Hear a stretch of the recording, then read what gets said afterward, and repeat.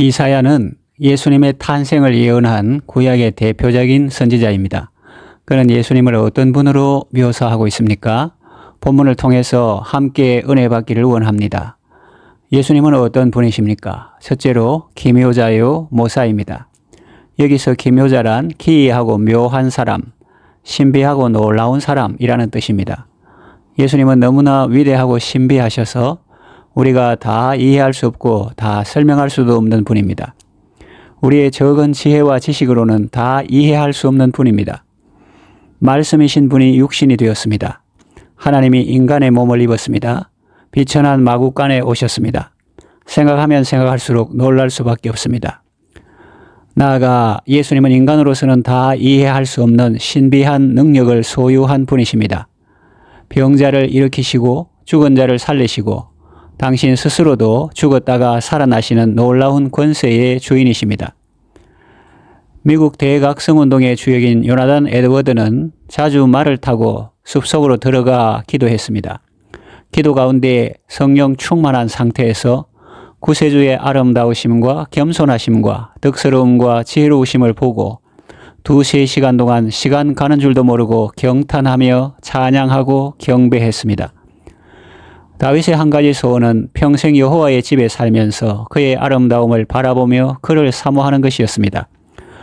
여러분들도 예수님 모시고 기쁨과 감탄과 감사의 삶을 살아가시기를 바랍니다. 모사는 영어 성경에서는 카운셀러로 번역되었습니다. 원어의 뜻은 선비, 고문 혹은 상담가입니다. 모사는 무슨 일이든지 의논해서 옳게 지도하는 분이라는 뜻입니다. 그분은 지혜가 풍성하신 분이므로 우리를 최선의 길로 인도하시는 분입니다. 우리 인생의 완전하신 상담자가 되시는 분이십니다. 예수님은 우리의 모든 고민을 상담해 주시고 바른 길로 인도해 주십니다. 예수님을 단순히 4대 성자 중에 한 분으로 보시면 큰 오산입니다.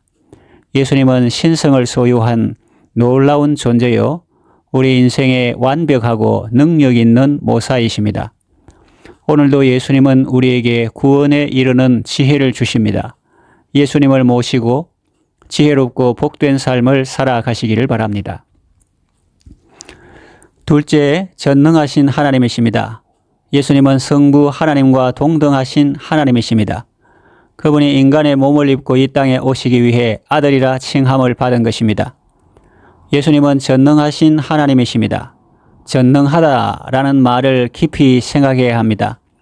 전능이라는 용어는 아무에게나 쓸 수 없는 단어입니다. 오직 하나님에게만 쓸 수 있습니다. 이 세상 그 어느 누구에게도 사람에게는 절대로 쓸 수 없는 단어입니다. 예수님이 그런 분이십니다. 예수님은 힘과 능력이 무한하신 분입니다. 성경에 보리떡 5개와 물고기 2마리로 5,000명이 넘는 사람들을 배불리 먹이시는 기적을 일으키고 수많은 병자를 놀라운 방법으로 고치십니다. 인간이 가진 모든 불가능을 가능케 하시는 분이십니다. 그를 의지하며 나오는 자에게는 절망이 소망으로 바뀝니다. 그는 전능하신 하나님이십니다.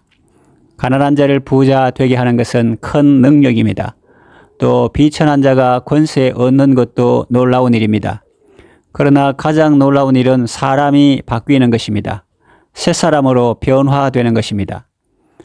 지금도 살아계셔서 언제나 하시는 일, 나 같은 죄인 부르사 참 소망 주시도다 라는 찬송 가사 그대로입니다. 예수님을 모시고 하나님의 능력을 체험하며 그 능력 가운데 살아가시기를 바랍니다. 셋째, 영존하시는 아버지이십니다. 예수님은 영원히 존재하시는 아버지라는 뜻입니다.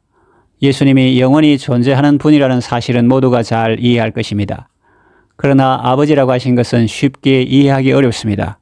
왜 그렇게 말씀하셨을까요? 하나님을 아버지라 할 때는 몇 가지 이유가 있습니다. 아버지는 첫째 생명의 근원이기 때문이며, 둘째 아버지는 보호자시며, 셋째 아버지는 공급자이기 때문입니다.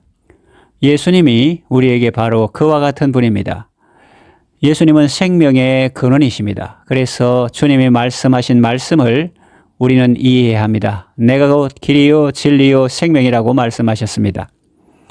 또 예수님은 우리의 보호자가 되십니다. 그래서 지금도 우리를 성령으로 지키시고 보호하시며 천군 천사를 동원하여 지키시며 보호하십니다.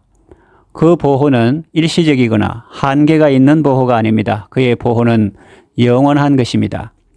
또한 예수님은 우리의 공급자가 되십니다. 우리에게 필요한 모든 것을 공급해 주십니다. 하늘과 땅의 모든 권세를 가지신 주님이 내 이름으로 무엇이든지 내게 구하면 내가 시행하리라고 말씀하셨습니다. 육신의 아버지와 어머니는 한계가 있습니다. 세월이 부모의 능력을 다 앗아갑니다. 또한 형편과 처지 때문에 한계의 상황을 갖게 됩니다. 그러나 우리의 하나님이신 예수 그리스도는 우리를 위해 당신의 목숨을 버리신 분입니다. 나 같은 미련한 자를 위해 온갖 사랑을 다 부으신 분입니다. 그분은 한순간의 아버지만이 아닙니다. 영존하시는 아버지십니다.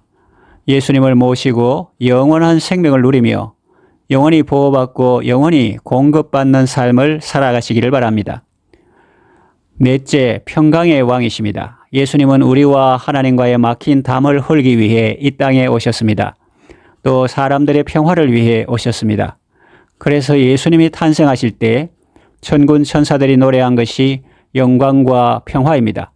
지극히 높은 곳에서는 하나님께 영광이요 땅에서는 기뻐하심을 입은 사람들 중에 평화로다라고 했습니다.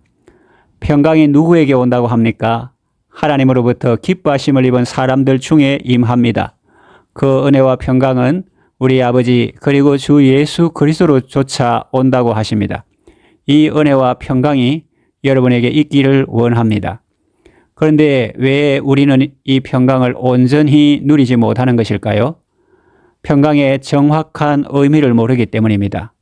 흔히 전쟁이 없는 상태를 평화라 하지만 그것은 껍데기 평화입니다. 참 평화, 참 평강은 구원을 얻어서 죄로부터의 해방을 누리는 심령의 상태를 말합니다. 더 나아가 모든 사람을 용서하며 사랑할 때 누리는 자유를 의미합니다. 이 평강이 여러분의 심령 속에는 있습니까? 이 평강이 여러분의 가정 속에는 있습니까? 예수님 모시고 참된 평강을 얻고 그 평강을 누리며 그 평강을 전하는 삶을 살아가시기를 바랍니다. 이제 말씀을 맺으며 정리합니다. 예수님은 놀라운 상담자, 전능하신 하나님, 영존하시는 아버지, 평강의 왕이십니다. 예수님을 영접할 때 하나님의 자녀가 되고 천국의 삶을 누리게 됩니다. 예수님이 어떤 분이신지 바로 알고 예수님과 함께 복된 삶을 살아가시기를 바랍니다.